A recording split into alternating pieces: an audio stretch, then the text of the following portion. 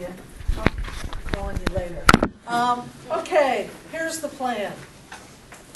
Because if this doesn't work out, what I'm going to do is just, give these to you in class and as a quiz and have you answer them as opposed to have a discussion like this. So hopefully we can have good, rational, informative discussions, because what I'm going to do is pick the names.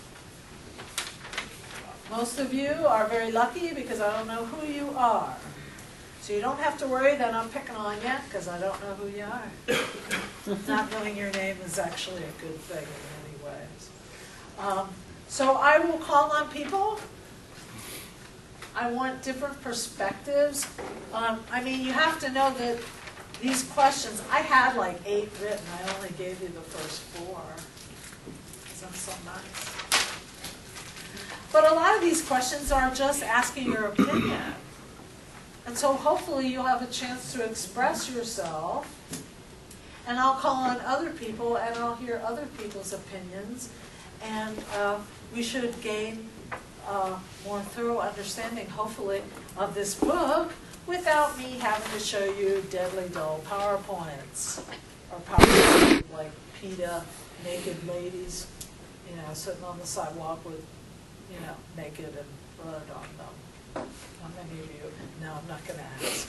How many of you would rather see that? So hopefully this discussion thing will work out well. I have my answers written out, and I hope you guys do too, because I'm going to collect them at the end of class. I'm just checking. I'm not going to grade them for like spell or grammar. Yeah. Spelling, grammar, punctuation, things like that. But I am going to go through them and make sure you answered them and didn't just write, my professor is such a jerk. I can't believe she's making us do this. And I'm going to write this just so it looks like there's something on the page. Because I'm way too nosy that that's like by me. Like I said, I did my chapter 1 and 2 combined, so they're like all in the same. They're attached. Okay. Is it on both sides? No. I typed it. Maybe I'll cut it with the scissors. That's fine. Okay. Questions before we begin? Because I have a list of names, and I will pick those at random. Okay, the first question. Madison said, ambition should be made to counteract ambition. Anybody read Federalist 10 ever? How many of you have read Federalist 10? If you haven't read it, go to the internet and read it because it's free. Once upon a time you would have had to buy that book. God knows I bought it twice. So now you can read it for free. So go out and read Federalist 10. Ambition must be made to counteract ambition.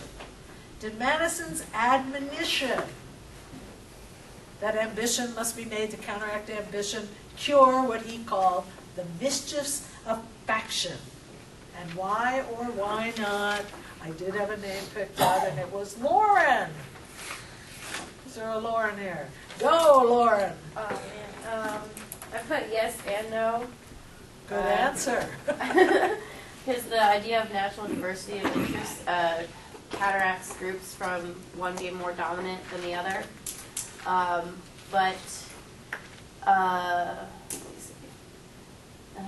It had always been shown that the groups that have larger resources are favored due to the nature of man. But yes, it's good in a sense that we don't have a government like what's going on in the Middle East right now, where it's like a dictator that rules for like 40 plus years, for example. But so you think it's good that we have different groups and that ambition is supposed to counteract ambition, correct? yeah, because you don't want one getting more powerful than the other. But that's the mischiefs of faction, right? Yeah. When one gets more powerful than the other. So you don't think that worked too well? No. I'm saying that. See, I need the answer. I have my little thing, I don't have it. Oh, it's on the other side of the room. Bing. Who else do I want to pick on? Jason. I put in some ways Madison's plan to segregate the powers of government in order to counterbalance the desires of the many inevitable interest factions that were going to come about was a good thing. The realization that to try to eliminate the interest groups from existence was just pointless, because they're going to come, it's inevitable that that's going to happen. People are going to group up and try to get what they want done. So he was smart in not to try to fight it as much as try to counterbalance it. So the best defense against one faction gaining too much power over the lives of the many was to provide a means for factions to have their voices and wants heard in government, and a method for those wants to be balanced against the wants and needs of other factions. So it gives like Do you think that worked? Do you think I- they are balanced out? pretty Well, much? over time, yeah, but This is you know, a very in the ambiguous question. I did that on purpose, so don't. feel over like- time, yeah, they are. I mean, otherwise our system would be a one-party system now, and one faction would have control over everything, which is not the way we have it. But when you look at like all the interest groups and the different things, like the NRA, for example, that has That's a powerful an enormous amount of power over our government and the decisions they make, regardless of how people feel about, you know, what they stand for, they still tend to come out on top regardless of public opinion. So Well, in that's some what I aspects find it worked, in interesting. in some ways it did not work. So it's kind of, like you said, it's kind of a yes and no, but I think overall it's balanced more or less. Now, I had a quote from Federalist 10 in my brain, and now, of course, I completely forgot it because I was fascinated by what you had to say. So while I'm trying to think of it, how about Erica? Oh, hi. You have huge stuff prepared. So you want to answer question 1? I never read the quote, ambition must be made to counteract ambition. I never knew where it came from, but I took it to mean that as long as someone's always trying to be a better person or trying to be better than another person, that's what I took it to mean. So I said that no, it didn't work because interest groups are doing, like he said, it's no sense in fighting them. We as people are going to join together to get what we want done. We're going to put people in office that will do what we want and keep those out of office that don't do what we want, or we'll rally against them because it's the nature of our selfishness that determines whether or not we do something or don't do something.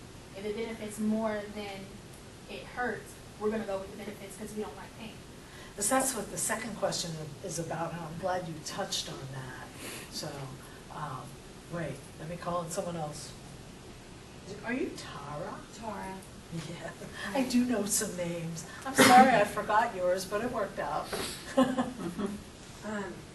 think that medicine, it's just like how our government pits itself against each other. Like there's the factions pit against each other, and it's diluted by the clash of many competing interests across the country, is one of the quotes in the book. That our government has its own checks and balances, and so do the factions, their own checks and balances, because they're constantly clashing. Yeah, and that's what the guys who wrote the Constitution wanted. I can't remember this exact quote, and this isn't even the one I was trying to remember, but there's something about, Madison talks about, there's a landed interest, a moneyed interest, and a mercantile interest in Federalist 10. And when he talks about a landed interest, he's talking about people who own vast quantities of land. Mercantile interest, people who sell stuff or make stuff.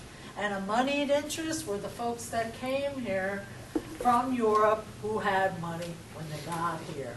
And he's talking about how he thinks that those three interests will inevitably clash because they have competing interests and are not going to see eye to eye with each other. Corey. I was looking at it in the sense that we are completely polarized more and more as we go. So you're always going to have interest groups, multiple interest groups that support each party and are supported by each party. So they are going to be clashing with each other, but it's over a long period of time where it equals out, as opposed to in the now, you have one party in power. That set of interest groups is going to win against the other set. But the party in power changes throughout the nation, so that it's going to flip-flop. So over time, they are, in my opinion, pitted against each other and counteracting each other. But That's in the really an moment, they're interesting not. thought. I like that. We were talking about that last week in the PowerPoint when I said that when new parties come in, they want to throw out all the stuff the party before them did and start all over again. So in the aggregate, you know, if you're looking long-term, not like, 10 years from now, but 50 years from now or 60 years from now, it goes back and forth enough that maybe it does balance out. You want to volunteer? Yeah. Who are you again? Because of course I forgot. David? Yeah. Dan. That's pretty good for me. I'm kind of on the yes and no side because there's interest groups like the NRA that will probably always donate Republican. And then when it doesn't balance each other, like Goldman Sachs gives to Barack Obama and Mitt Romney a lot of money. So they're grease on both sides, I know. So If you go to that opensecrets.org website, they have a list of corporations and how much money they give to which party. And what's really funny about it is that some groups give half their money to the Republicans and half to the Democrats. Why do they do that? Set up. You gotta cover their ass. No matter who gets elected, they want them to be buddies. So we gotta give money to both sides. I was really shocked when I found out about that they actually do that, but they do. Not all groups do that, but a lot of them do. Can I answer this question too? That doesn't mean you won't answer another one, but go. I think no. I think it doesn't counteract. Who are you first? Kevin White. Kevin. Because, if you think about All it, what right. percentage of the country doesn't even vote? Sorry, start that sentence over. I said I think no, that ambition does not counteract ambition because there's a large chunk of this country that doesn't even vote. And I think it's because they're so drowned out and alienated by both sides. For instance, I could be a strong believer in gun rights, but also pro-choice, and I would be I'm one of them. alienated by both parties from each side. So I mean, I understand completely, I'm telling Yeah. you. I have a permit to carry right in my pocket here. No, I don't bring a gun to school. unfortunately, that's illegal. Although I'll tell you what, when I taught at Valencia, there were plenty of times that I was worried that something might happen to my students. I had a lot of dual enrollment students, and they were very young. Some of them were 14 or 15. And I used to think to myself, oh my God, what if something would happen to these kids? What if someone would come in here and start shooting? I would feel like I want to defend them, and I can't. Isn't that one of So the it was, policies up for grabs? I know there's the campaigning for that this year, or it's coming up in the election. Open carry was something. Stop, like that. because we're not going Sorry. here. That's why this is called a guided discussion. All right, let's move to number 2. Well, let me read mine, because then I won't have written it for nothing. I said it's different now, this is my opinion. Let it go in one ear and out the other if you want, but, that's what this question was about. It's difficult for interest groups to, quote, balance each other out when, for example, the environmental groups have far less money and support than, say, the coal mining companies and sometimes the unions. Sometimes coal miners have unions, not always. I do not think Madison ever could imagine the vast sums of money which go into lobbying legislatures, although he did hint at it when he spoke of the moneyed interest, the mercantile interest, and the landed interest. So I'm like most of you, somewhere on the fence. It's good. It shows you're thinking. Here's another question that I thought would make you think. Because I'm not, I'm just trying to push you a little bit to think a little bit deeper about what you're reading. Is the propensity towards self-interest, as Madison said, sown in the nature of man? And why or why not? Oh my God, I have a volunteer, but wait, I have lots of other people I need to pick on first. So let me mark down Tara because she already spoke. David Gannett. Go.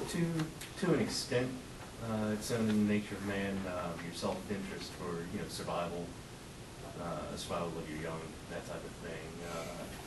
Anything else all depends on the moral character of the individual and what society as a whole accepts as being acceptable. And different societies are going to, View Yeah. different Thanks. different actions differently.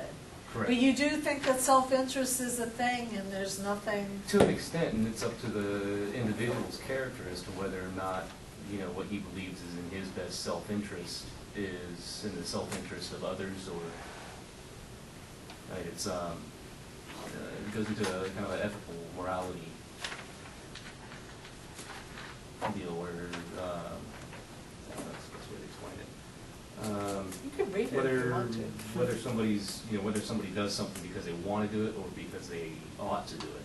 Or And because they if feel you believe it's in threatened your- in some way, or they're going to lose their life if they don't do something. But that's It's all an up to the interesting- individual does. It's an interesting ethical question, don't you think? That's why I asked it. Can you put your name at the bottom? And then I'll call on you.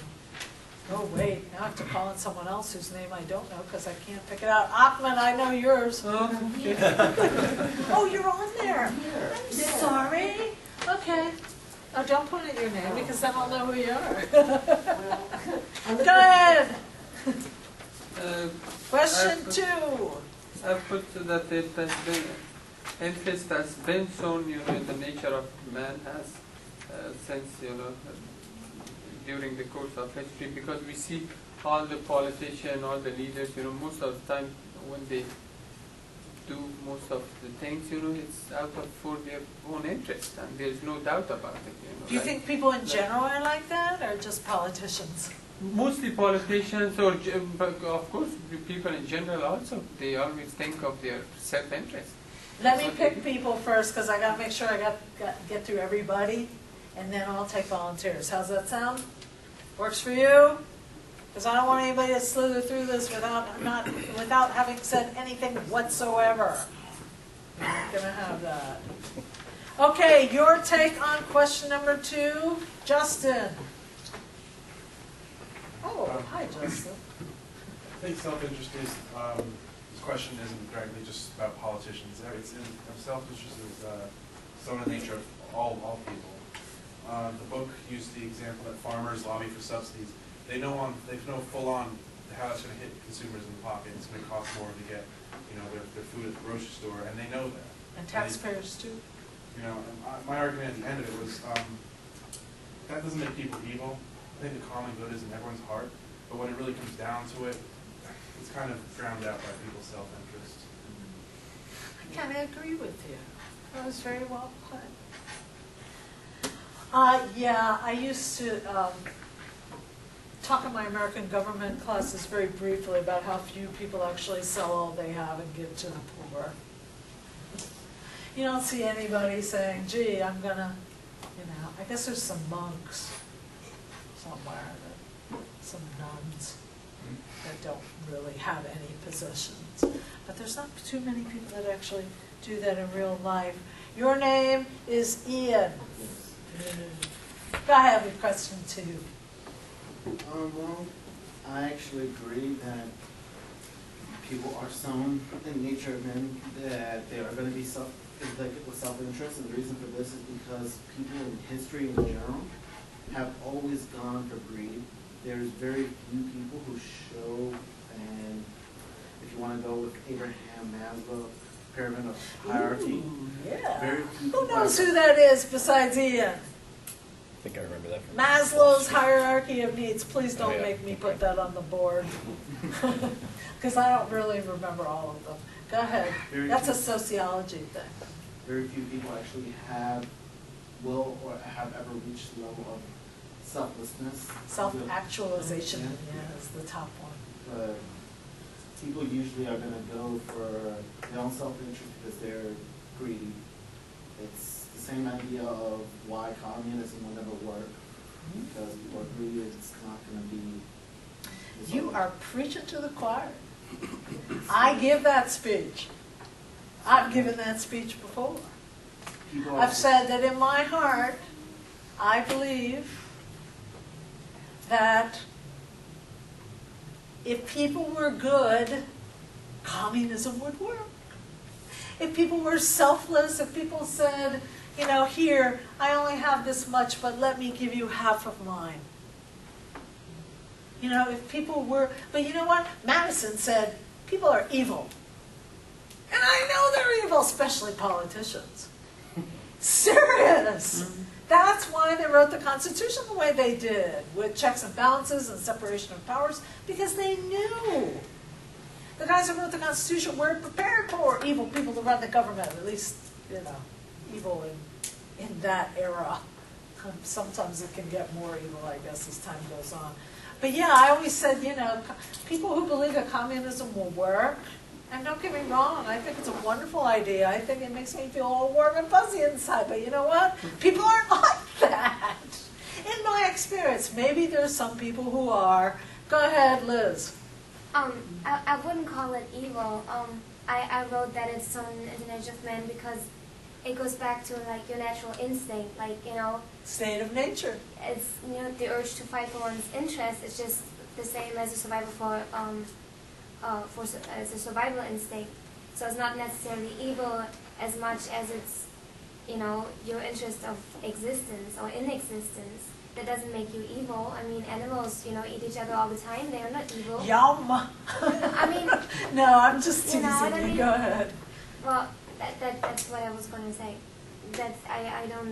I say yes to sown because it's a natural instinct, a natural survival instinct, and we have to fight that with reason and rationale, and that's something we have to acquire. That's not something we were born with. Yeah, it makes sense. I have a volunteer over here. I see him out of the corner of my eye, and of course, David French. Yeah. That's because he's in 2 of my classes. Quick, because I have another volunteer. I wasn't going to take volunteers, but I'm so happy you're volunteering that I'm just going to go ahead and do that. It made me think of a personal story where when I was 16, I was camping, and we swam across the river. A younger kid got caught in the river, and I went in. The state of nature. I went in to grab him, and that's kind of like I'm helping both of us. But as soon as I got over there, he freaked out and grabbed me and dunked me under. So and right then, the instinct took over, and I just kicked him away. Because when it comes down to it, I have to save myself first. What happened to him? I grabbed him from the back. You did manage to get him Yeah. out. That apparently, I'm not like a swimming expert or anything, but apparently that happens more often than not. Yeah. That when you try to save someone who's drowning, they're so panicked that they push you underwater and then you could drown. Yeah, instead of relaxing, if they you're clamber one of all those- over you and. Yeah, one of those lifeguard types, they teach you how to not let them do that. I don't know, I can swim, but not that well. Okay, just for fun, I'm gonna read mine.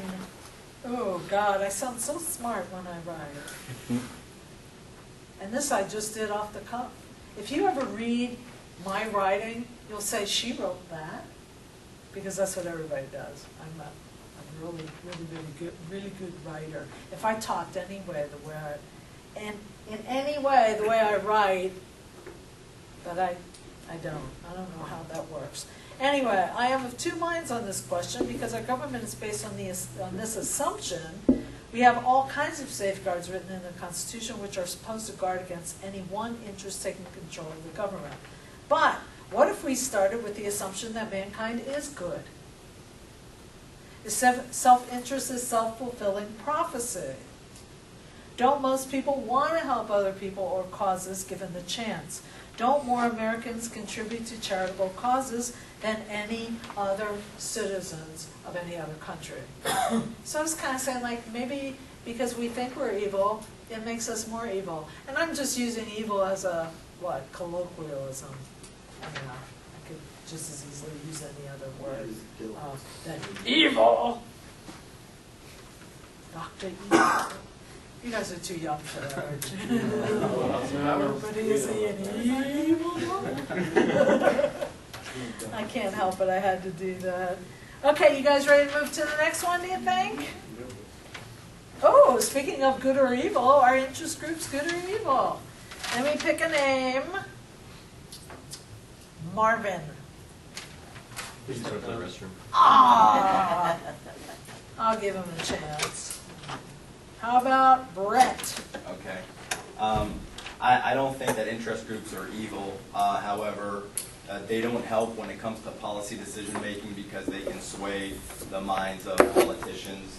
As far as if they're donating some type of money or their funding, they can sway decision making, which doesn't benefit everybody. It might benefit that group.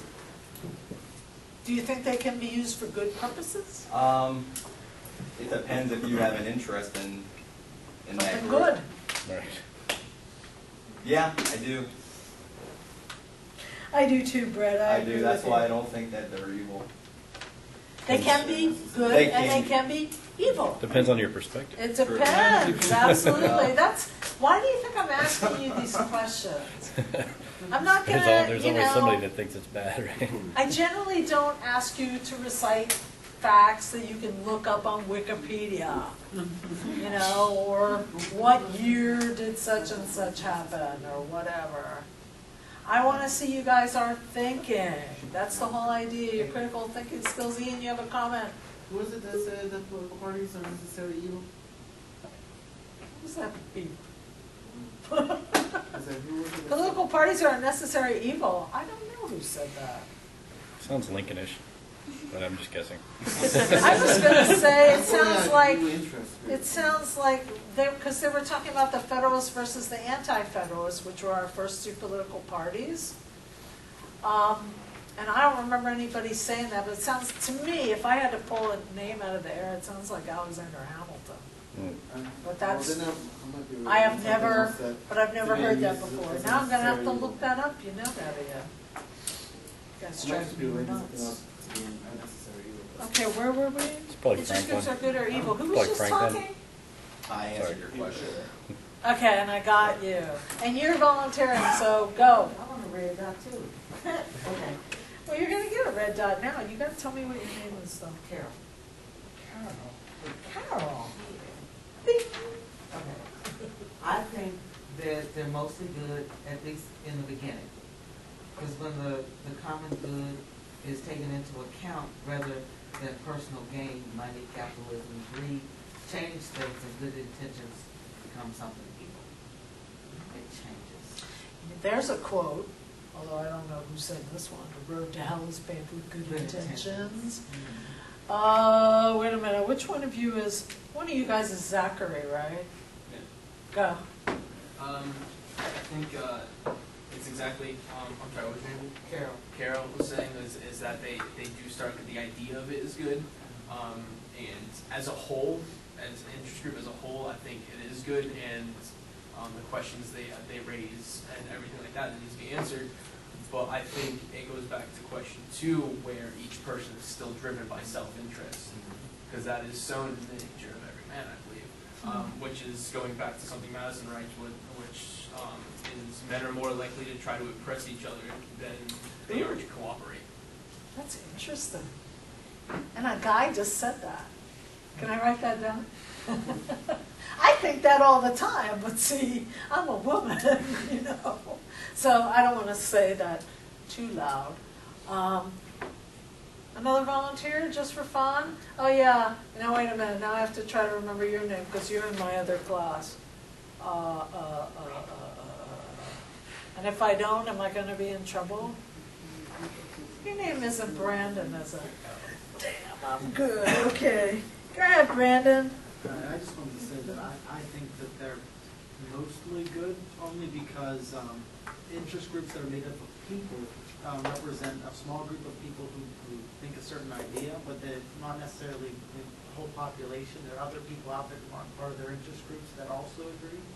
So them trying to influence, a policy decision or something like that, it's not maybe just for themselves. Other people will agree with it too. But I think they can do bad things like with corporations, like big coal companies and whatnot, buying votes and things like that. I just think, in general, the idea is good with people getting together to represent an idea, as opposed. You do know that the moniker clean coal, if you talk to any environmentalist, they will say there is no such thing as clean coal. Coal is dirty. Mm-hmm. I'm from Pennsylvania. We mine a lot of coal where I'm from. And, where I come from, I don't know, maybe this has made it down to Florida now, but you can actually at Christmas time buy a bucket of coal It's actually licorice, but it's hard like coal. It looks exactly like coal. And it's wrapped up, and you can give it to someone for Christmas. Look, Santa Claus brought you a bucket of coal. But I still know people who heat their homes with a coal stove and get coal delivered. And I've lived in a couple of houses where they had the chutes that go right into the basement. The coal trucks, I remember this from when I was little. The coal trucks would come, and they would have a little chute that went down in a grate that went right down to the basement, and it would go right outside the coal furnace, and you would have to keep shoveling coal into the furnace if you wanted to stay warm. It's interesting. We have a lot of coal in this country. Lots and lots and lots. Okay, we're good or evil. Who hasn't talked yet? Let me see. She called on you when you were gone. I told you when you were gone. Okay, you're Marvin, right? Yeah. Oh, Marvin. What's this, on 3? Yep. I mean, I think my friend here said it best. I mean, I think they're inherently good in terms of the idea of NAACP. That's an interest group that's inherently good. You know, they had good intentions at heart. But just like other factions of government, non-government entities, things like that, they are subject to corruption. They are subject to manipulation, things of that nature.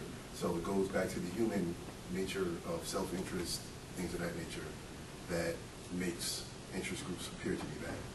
I want to ask Brandon something real quick before I forget it. Brandon brought up something about corporations, and I'm curious because in my heart of hearts, I'm still a survey researcher and a pollster. How many of you really believe in your heart that corporations are people? 1, 2. Are you a 2 or are you just commenting? I would, well, I'm halfway. You're a half. Because it depends on the type. It depends on the type of corporation. It depends. Okay, who says yes? Really, yes. What was it like? Do you think that corporations are Like as a legal entity? people? Because I mean, technically as a legal entity, they are a Technically person, speaking, but the Technically, Supreme Court but I mean, how ruled do you that define they this? are the equivalent of people and that they have the right of freedom of speech, which is fine, but the Supreme Court, over a period of court cases that's gone on for some time, by the way, has ruled that money equals speech. So I'm just curious as a, okay, Liz. Judge Stevens has an interview with Colbert about that exact topic on YouTube. It's really interesting. I just watched that 2 days ago. I'm a nerd too. Colbert. And Judge John Paul Stevens? No, the Supreme Court judge. Yeah, that's him. Never mind. Yeah, that one. Wow, so I should look that up on YouTube, huh? No, I was just curious as to how you feel about it, because to me this seems like totally off the wall, but someone must think that. So Well, if you give a corporation which is made up of hundreds, maybe thousands of people, the same rights as an individual has, then you take the power away from the individual and give it to a large group, which has more power and more weight behind it than the individual voter. So it takes the power away from the single voter and puts it in the hands of somebody who controls a lot of people, which is not. It doesn't help the balance of power. Marvin, go. Yeah, it just essentially, like you were saying, it just essentially drowns out the voice of the regular person. You know, I don't have 100 lawyers to speak on my behalf. I don't have the money of corporations. And if I don't remember your name, don't feel bad. On Go a ahead. natural, you know, everyday, perspective, when you think of it naturally, yeah, it's not cool to think of corporations as people, but legally they are. I mean, when you look at it political, you know. Right. What's your name? I'm sorry. Corey. Corey. If you own a corporation, you take the profits as your income. Whether you pay yourself a salary or not, that profit is also your income. What about the stockholders? If it's a public company, then Okay. you vote Go ahead. first. I'm listening. So, after you've paid your taxes on that income and everything, should you not be allowed to spend that income how you choose? Whether that is given to your church, whether that is to buying a yacht, or whether that is give to... gobs of money to a Or giving it politician. to a politician. They used to have laws that regulated all that. That should be in your book somewhere. Well- God, I don't know how much further I want to go down this path. Let's go to question 4 before we do anything else in this neck of the woods, okay? My answer, short and sweet, are interest groups good or evil? I said both, it depends on what they're used for. But I can do that because I'm the professor. I don't have to write some big long thing. Okay, question number 4. Robert Dahl, believe it or not, I had to read this in the original, and the other guy too, C. Wright Mills. I had to read Who Governs, and I had to read The Power Elite.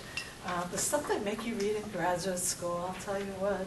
5 or 6 books a week for every class. You have to be hardcore to do that.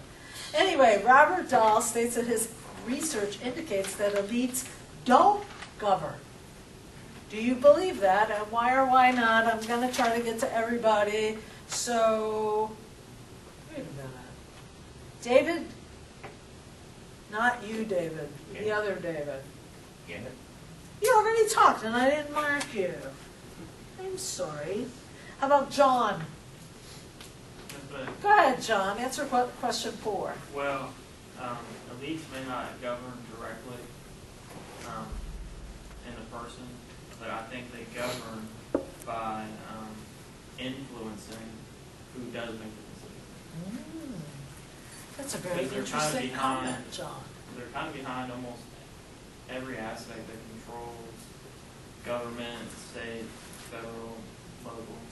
This is where some critical thinking skills come in, by the way. If you look at your book where they wrote about that, even in the book they point out the holes in this study. Don't talk, Ian. I got to call on people who haven't talked yet. So give me a chance to do that. Josh Haley. This is someone who's in my other class, Yeah. right? I think elitists do they do govern. They use their money and power to do it. They can definitely sway votes. Did you read about what the study was about in the book? What was it about? Do you remember? No. Hell That was no. like a week ago. Anybody remember what it was about besides me? Go ahead. New Haven, Connecticut local politics. Yep. And my argument was that he came to the conclusion, I don't know if I got this right or not, that he argued that elites don't necessarily govern.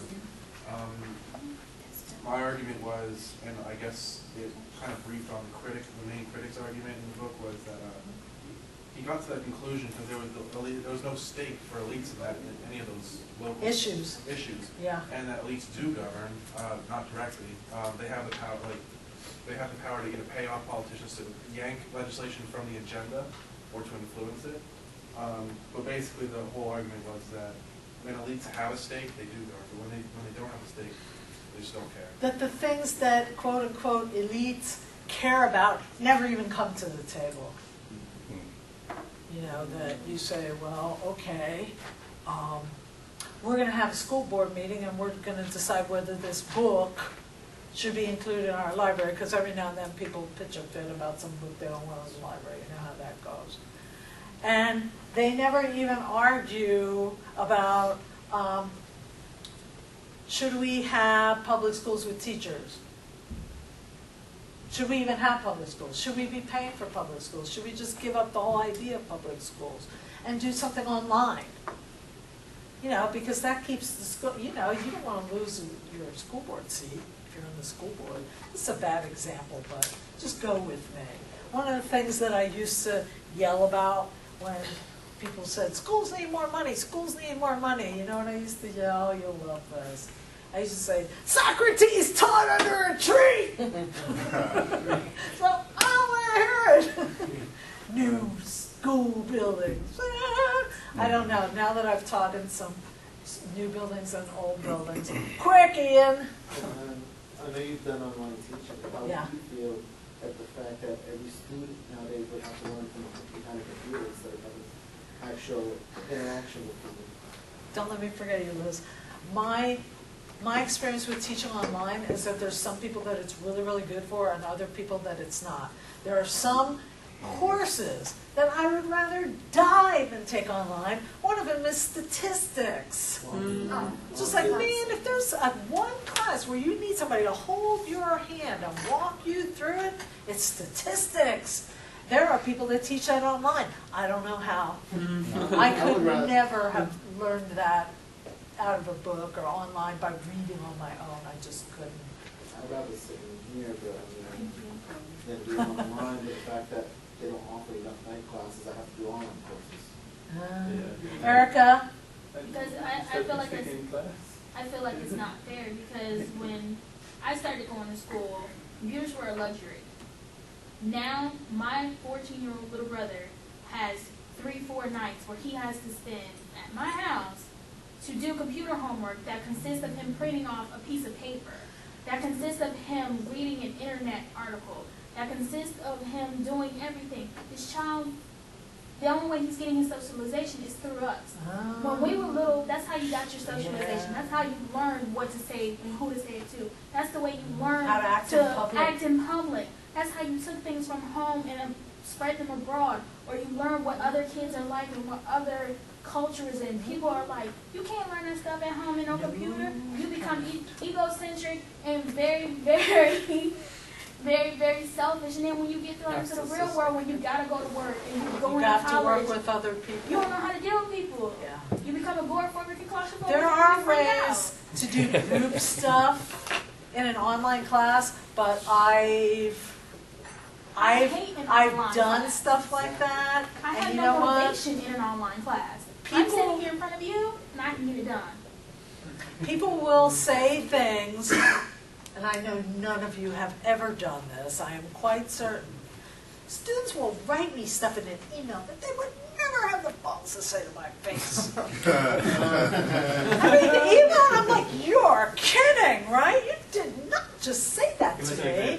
And you know, I printed a bunch off when I first started doing this, but I got rid of them because I was appalled.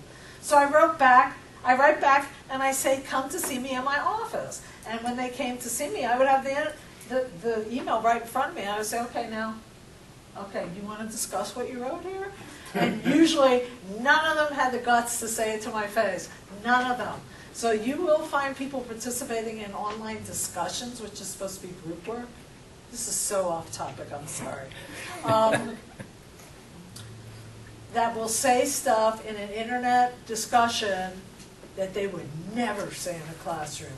Really offensive, horrifying stuff. And how can I stop my students from doing it? I say, you practice netiquette or whatever. They're like, what is that? And who cares anyway? Lizzie, you had something to say, quick? I was just going to add that all high school students in Pinellas County have to take at least one online class in order to graduate with their high school diploma now. In high school. But you know who those classes were good for, though? And I'm talking about college classes. I had dual enrollment kids in my classrooms. If I had any online, I don't know about it. But who those online classes really work for is people with kids. Or jobs. They work all day, they come home, they have 2 or 3 kids they got to take care of, or they live far away from the campus and they don't have transportation. There are people for whom this works really, really well. Now my objection, I got to shut up now. My objection, it's too easy to get me off the topic.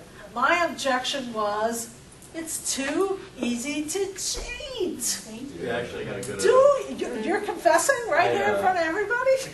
I am. My parents pulled me to high school I am. after 10th grade, and I did online homeschooling, and yeah, I found a way to cheat, and I cheated the whole way. Oh yeah.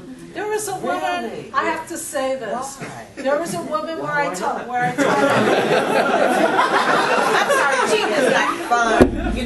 To take a test and to get it right, to me, is a big deal. That means I learned something. And I take pleasure in the fact that I knew it, I nailed it, I got it right. My sister's defense would be, because her kids already got picked up by the figured out how to cops cheat, 3 though. times. My sister's defense would be that this young man's brain is not yet fully developed, so he doesn't. That's what my sister would say, because remember I told you her kid got picked up by the cops 3 times. I gotta stop this. We'll talk about it after class if you still want to, because I have, okay, Josh.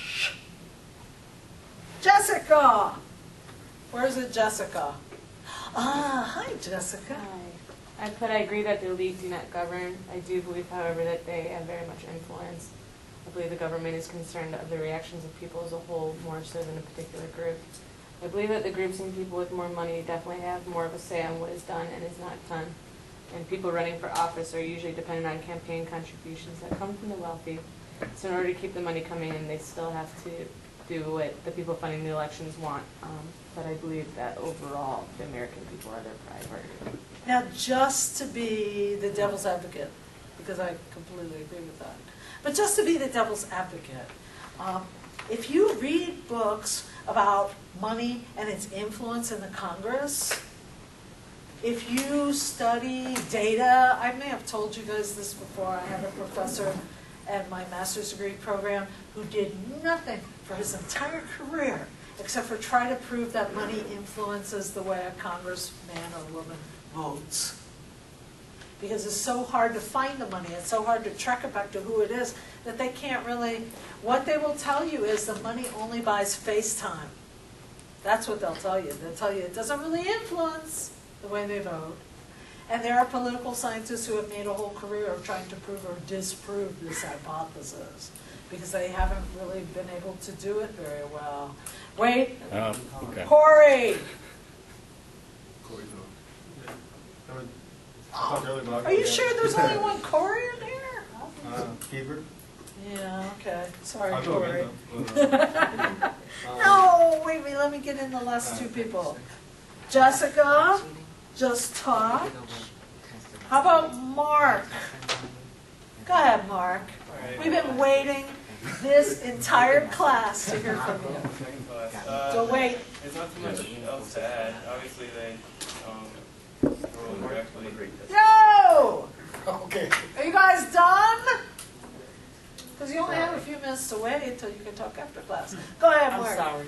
It's all right. Louder. I would argue definitely that they do have a big influence indirectly through money, and I would also argue on the other side that it's, especially for people like us that are, you know, a little lower down, we might like to believe that more than, I'm sure they are very influential, but I don't know, I kind of, you know, it's fun to think, you know, the elite, you know, find problems with the system.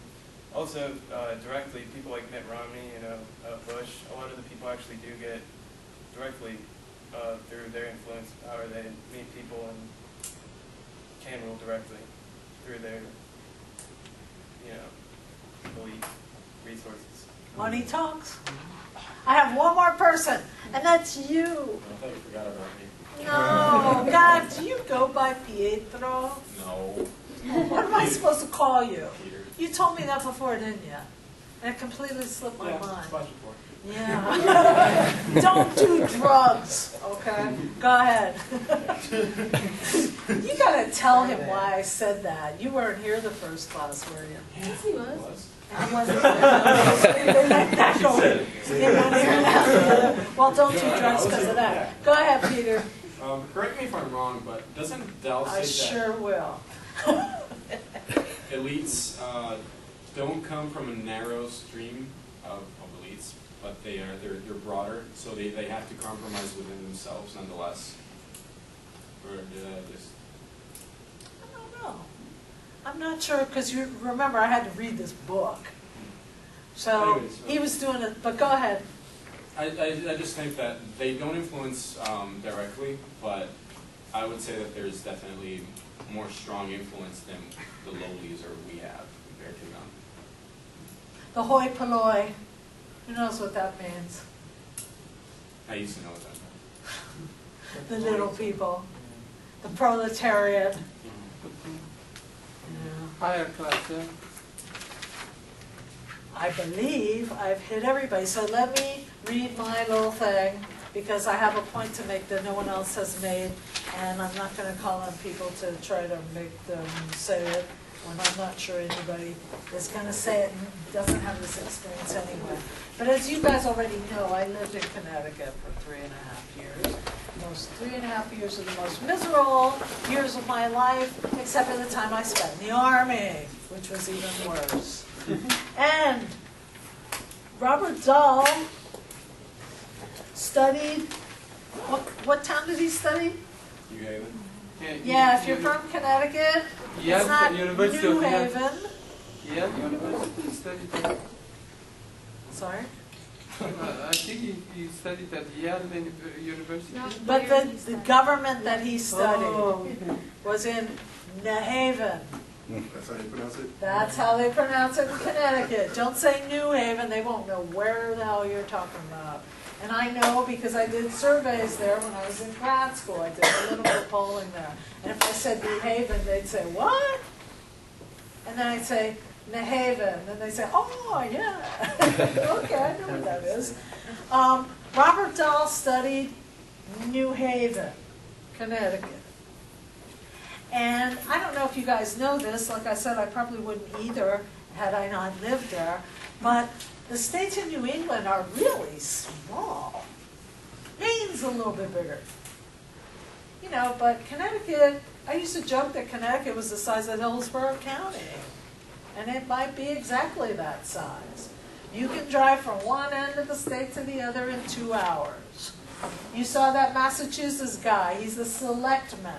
They even have like weird little names for their, you know, they're the ones that originated the town hall meeting. You know, they still have town hall meetings because they have little towns. The funniest thing about Connecticut is if there's 4 houses and 2 streets that cross like this, they give it a name. So unless you knew exactly where somebody lived, you could never find their name in the phone book, and that was a big deal before the internet was a thing. You had to know exactly where someone lived because they had their own page in the phone book. It's amazing. So these states are so small, and they're very, very proud of their ancestors that came over on the Mayflower or whatever, and they are very much into participating in the government in a way that not many other areas of the country are that dedicated. Florida is one of those places where they're not that dedicated. And so they like to get involved in stuff. So if you're only studying one city, where's my empirical, folks? File this away.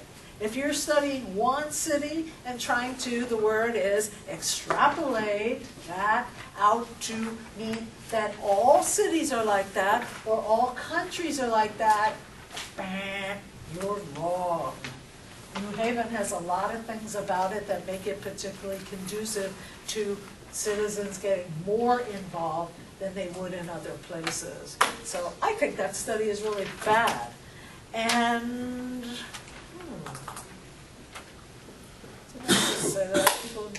also, argue that issues. Yeah, who said this? Issues that come up are never issues that disturb the relevant power structure. People are only allowed to make decisions on tangential issues. I love that word. That makes you sound really smart. So try to incorporate that into your... I'm always trying to give my students big words to impress people with. Tangential is one of them. If you know like what going off on a tangent means, which is what we just did, when we, you know, tangential is an issue that's somewhere off to the side. It's not a main issue. So when you're focusing on the school board or whatever, it's a tangential issue as opposed to like the whole issue of education. Somebody else had a comment? We got 7 whole minutes. And everybody's saying, you must be kidding. Right? You think this went okay? Yeah. Would you rather have this as a quiz? No. No, hell no. I think you guys did a great job. I'm very proud of you. You did wonderful. We had a great discussion. I think people learned something. I'd like to think that. But also remember that even though I only asked you 4 questions, doesn't mean that you're not responsible for every damn thing in that chapter. So, chapter 2 is going to be next week. Look at this. I want to show you something.